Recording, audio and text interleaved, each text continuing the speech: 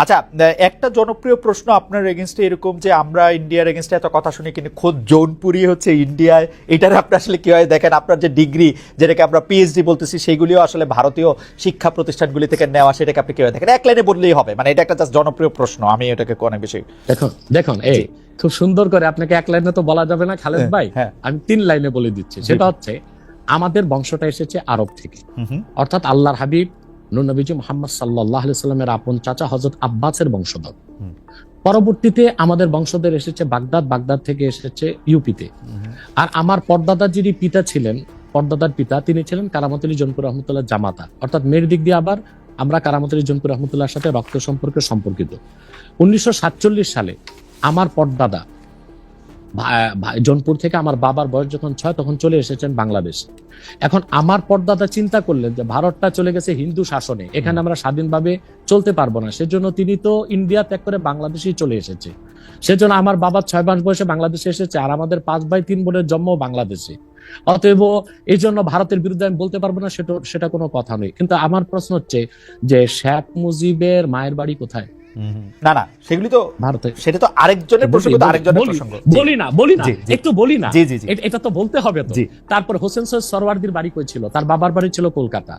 আব্দুল হামিদ খান ভাসানী, তার বাড়ি ছিল আসামের ভাসানটেক। এরা সবাই কিন্তু পূর্বপুরুষ ভারতে ছিল। অতএব জোনপুরে হওয়ার কারণে আমি ভারতের বিরুদ্ধে করতে পারবো না, এটা হয় না। বরং আমি যে অন্যরা বাংলাদেশের হয়ে রয়ের দালালি করে আর আমি রয়ের বিরোধিতা করি, এটাই তো আমার কৃতিত্ব। না, ফ্যান্টাস্টিক। আমরা তাবলিগ জামাতটাকে আমরা রাজনৈতিক প্ল্যাটফর্ম মুক্ত দেখেছি দীর্ঘদিন, কিন্তু এখন যে এটা একটা সাতপন্থী জুবাইরপন্থী একটা ব্যাপার এবং একজন আরেকজনকে এবার হত্যার পর্যন্ত ঘটনা ঘটেছে, এটা নিয়ে আসলে আপনার একটা আমি মন্তব্য শুনতে চাই। এটাকে আপনি আসলে কিভাবে দেখেন এবং এই বিভাজনে কারা ফু দিচ্ছে? আপনি যেহেতু সরাসরি কথা বলেন, আপনি এইটাও একটু বলে দিবেন কিনা যে এই বিভাজনটার মধ্যে আসলে কারা লাভবান হচ্ছে, কারা ফু দিচ্ছে, কারা এটা করতে চাচ্ছে?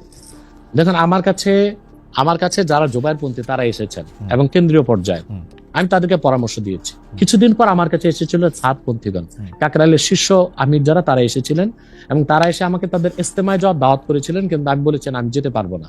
আমি তাদেরকে প্রস্তাব করেছিলাম যে আপনারা সাদ সাহেবকে নিয়ে এত মাতামাতি কেন? সাদ সাহেব যদি ভুল করেই থাকে তো সে তো তওবা করলে পারে। তখন তারা আমাকে বললেন যে সাদ সাহেব দারুল উলুম দেওবন্দে গিয়েছেন এবং তিনি সেখানে তার বক্তব্য স্পষ্ট করেছেন। আমি বলেছি তাহলে আমি আমার প্রতিনিধি দেওবন্দে পাঠাবো এবং আমি জানবো সাদ সাহেব তওবা করেছেন কিনা। এবং ঘটনাচক্রে গত পরশু আমি যখন রংপুর যাচ্ছিলাম, এয়ারক্রাফট থেকে, গাড়ি থেকে নেমে এয়ারক্রাফটে ওঠার সময় আমাকে এক যুবক আলেম এসে আলিঙ্গন করে বললো আমার নাম উসামা। আমি বলছি কে? বলে কাকরাইলের ওয়াসিফ সাহেবের ছেলে, সে একজন মুফতি এবং দারুল উলুম করাচিতে পড়াশোনা করেছে। তো দেখা যাচ্ছে যে তাবলিগের 2 দলেই আলেম আছে, কিন্তু অধিক সংখ্যক আলেম ও মূল ঘরানার যারা ইসলামী আন্দোলনের নেতৃত্ব দিচ্ছেন তারা কিন্তু জুবাইরপন্থীদের সাথে, এবং তারাই হক। কারণ সাদ সাহেব যে ভুলগুলো করেছে মারাত্মক ভুল, এবং সেগুলোর জন্য তাকে প্রকাশ্যে তওবা করতে হবে। কিন্তু বাংলাদেশে এই যে সহিংসতা সৃষ্টি করছে, এর জন্য আমি নাম বলতে পারবো না, তবে দেশীয় একটা ইন্টেলিজেন্ট ব্রাঞ্চ এবং বাইরের একটা ইন্টেলিজেন্ট ব্রাঞ্চ এখানে ফু দিচ্ছে।